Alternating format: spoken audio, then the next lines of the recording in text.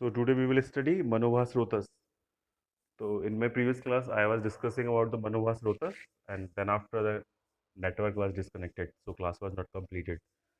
So I told you कि Manovasrotas का reference संहिताओं में ऐसे independently नहीं दिया हुआ है. There are only few references in which you can find the reference of Manovasrotas. In Charak Samhita, we can find the reference of Manovasrotas in the Indriyasthan. While explaining the origin of Darun Swapna, Acharya Charak has explained about the Manovasrotas. And secondly, we get the reference in the Charak Samhita Chikitsastan while explaining the Unmad Chikitsadhyay. In that reference, Acharya Charak has told अल्प सत्व समला प्रदुष्टा बुद्धि निवासम हृदय प्रदुष्टा श्रोतान सदिष्टाय मनोबहानी मतलब in the while explaining the pathology of unmad he told in the person who have the alp sattva in that cases uh, the vitiated doshas vitiates the buddhi and the other dhatus situated in the heart along with the manovasrotas and that cause the unmad. So that is the reference. We find the reference of manovasrotas in Charak Samhita Chikitsastan. Then I was saying in my previous class कि Acharya Chakrapani. Who was the Chakrapani?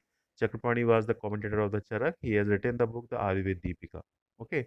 In that book he told श्रोतांसी च मनोवाहनी इत्येन हृदयम देशम संबंधी धमनो विशेषण मनोवाह दर्श्यति. इसका मतलब क्या है? श्लोक याद करने की जरूरत नहीं है. What is the meaning of this?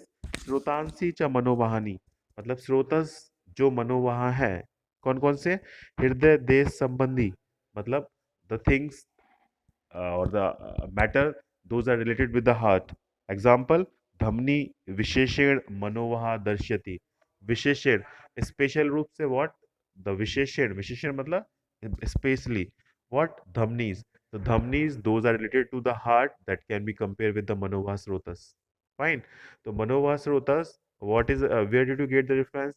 We get the reference in the Charak Samhita Chikitsastan in the Unmad Chikitsadhyay. On that Manova Srotansi, Acharya Chakrapani has comment. He told Manova Srotansi is the meaning that the things those are related to the heart, especially the dhamni. The dhamni related to the heart that can be compared with the Manova Srotas. Okay. After that, we find the another reference of Manova Srotas in Indriyasthan, as I told earlier. So, what was the slok? The slok is related to the Utpatti of the Darun Swapn. And what is the slok? The slok is Manovahanam Purntuat Dosheriti Balastravi Srotasam Darunan Swapnan Kale Pashyati Darune. इसका मतलब क्या है?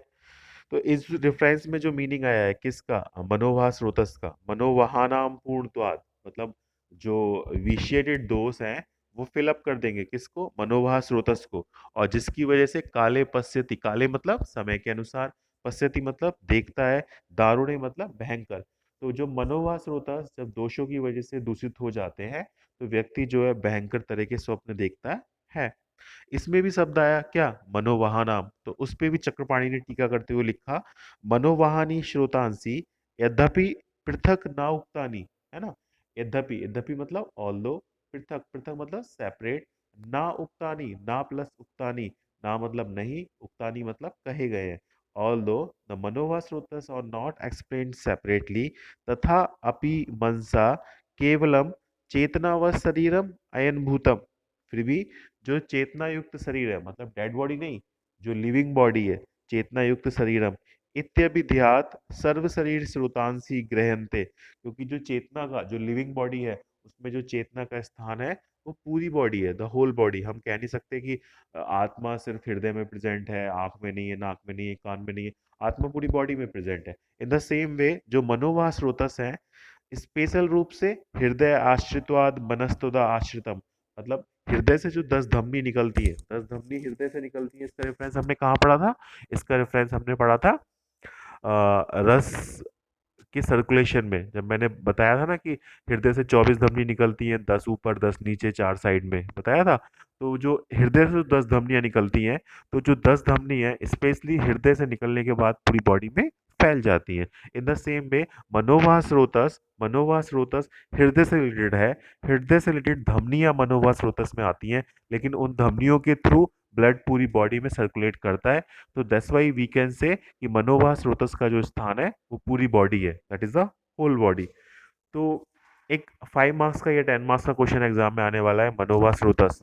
This is the maximum explanation that you get it from the books कि मनोवा स्रोतस का independently description ना तो हमें चरक संहिता में मिलता है और ना ही सुश्रुत संहिता में मिलता है। आचार्य चरक while explaining the 13 type of the shrutas and Acharya Shushruta while explaining the 11 pairs of the shrutas, they have not explained Manova Srutas independently.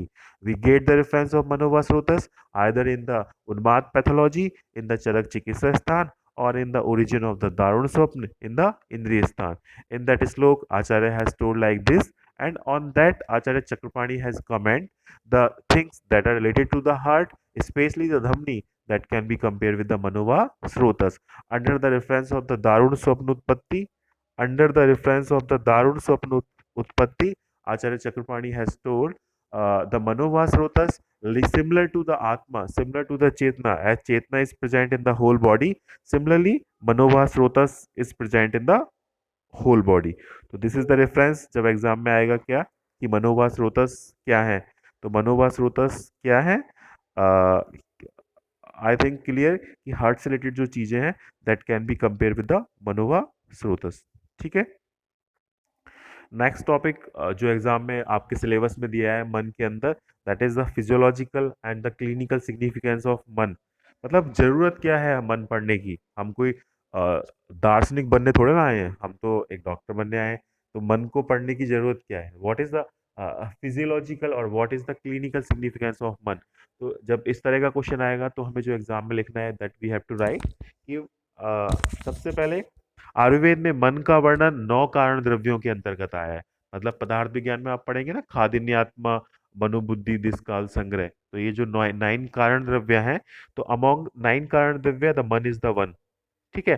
तो number 1 point, it is explain under the 9 कारण द्रव्य under the heading Ubhendriya. It can be known as the Ubhendriya or it is also explained as Tirdand. तिरदंड means एक श्लोक, जब आप चरक संहिता पढ़ोगे second year में फर्स्ट चैप्टर में, तो उसमें एक क्वेश्चन एग्जाम में आता है तिरदंड क्या होते हैं। तो सत्व आत्मा शरीरम च, मतलब सत्व, सत्व मतलब आपकी बॉडी का फिजिक, आपका मन, आपकी साइकोलॉजिकल पावर। आत्मा, आत्मा मतलब सोल, और शरीर मतलब बॉडी। तो बॉडी, आत्मा और मन, बॉडी, आत्मा और मन, ये तीनों मिलके क्या बनाते हैं, त्रिदंड। तो उन्होंने बोला है त्रिदंड बहुत इंपॉर्टेंट, मैंने कल बताया था ना, त्रि उपस्तंभ। त्रि उपस्तंभ मतलब 3 खंभे जिन पे आपकी बॉडी रुकी हुई है।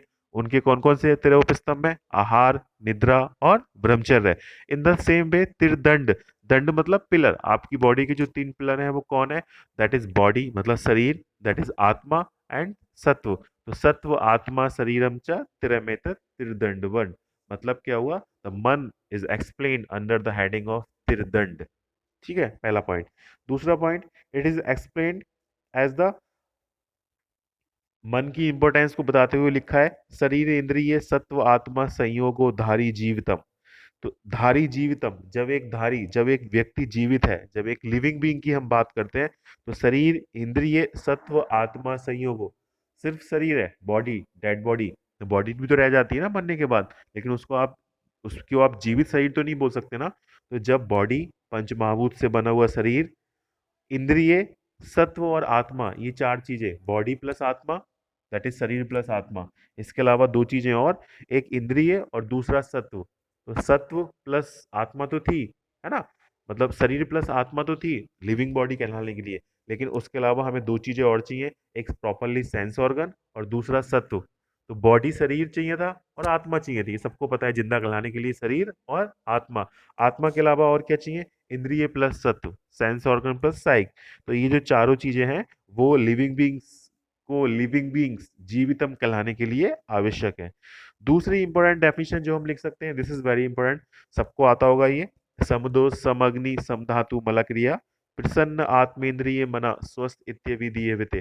तो जो WHO की जो हेल्थ की डेफिनेशन है कि not merely the absence of disease, मतलब WHO ने जो हेल्थ की डेफिनेशन दी है वो क्या दी है कि not merely the absence of disease, सिर्फ केवल आपकी बॉडी स्वस्थ है, आपको कोई बीमारी नहीं है, तो वही हेल्थ नहीं है।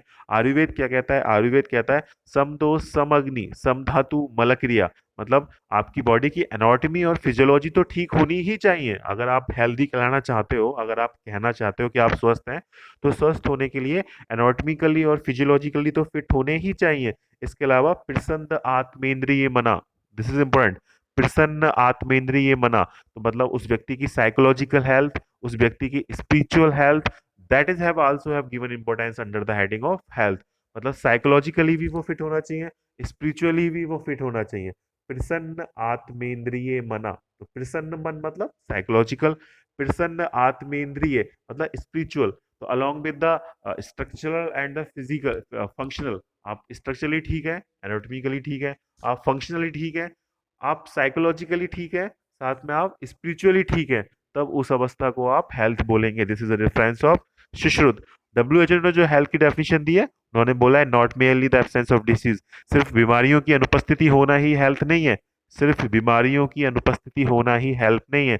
आचार्य सुश्रुत ने सुश्रुत संहिता 15 चैप्टर 41 श्लोक में लिखा है समदोष समग्नि समधातु मलक्रिया प्रसन्न आत्मेंद्रिय मना स्वस्थ इत्यभि धीयते। That is somatic, psychological, and the spiritual concept of the health is considered together as the part of health। ठीक है।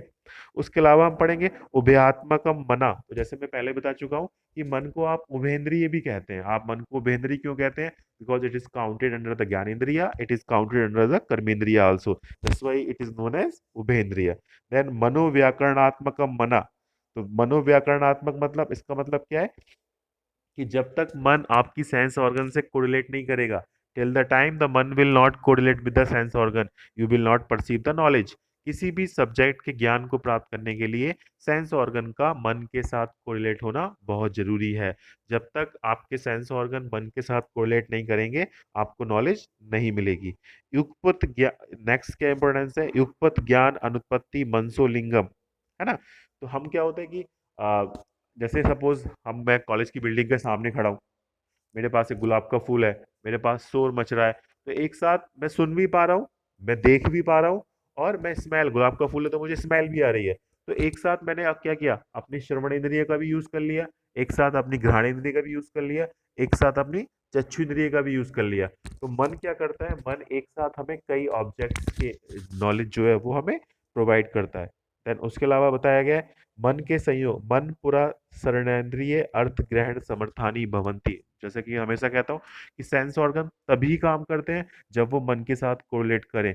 जब तक वो मन के साथ कोरिलेट नहीं करते, तब तक सेंस ऑर्गन जो है वो नॉलेज को परसीव नहीं कर सकते। दिस इज व्हाट, ये क्यों बताए इतने सारे पॉइंट? ये इतने सारे पॉइंट है, इसमें से कम 5-6 पॉइंट याद कर लेना। That is physiological significance of मन। हम क्यों पढ़ रहे हैं मन? हम इसलिए पढ़ रहे हैं क्योंकि साइकोलॉजिकल हेल्थ का होना बहुत जरूरी है। हम इसलिए पढ़ रहे हैं क्योंकि मन की गणना अमोंग त्रिदंड में की गई है। हम इसलिए पढ़ रहे हैं क्योंकि मन एक ज्ञानेंद्रिय भी है और मन एक कर्मेंद्रिय भी है। हम इसलिए पढ़ रहे हैं क्योंकि नॉलेज ज्ञान करने के लिए मन का कोरिलेशन होना बहुत जरूरी है। हम इसलिए पढ़ रहे हैं कि मन की वजह से ही हम एक साथ कई ऑब्जेक्ट का ज्ञान प्राप्त कर पाते हैं। तो दिस इज व्हाट, ये सब क्या थे? ये सब थे कि मन की फिजियोलॉजिकल सिग्निफिकेंस क्या है। मतलब अ, आपकी बॉडी हेल्थी अवस्था में है, उस समय आप मन की सिग्निफिकेंस क्या है। Next we will say the clinical significance of मन। तो मन की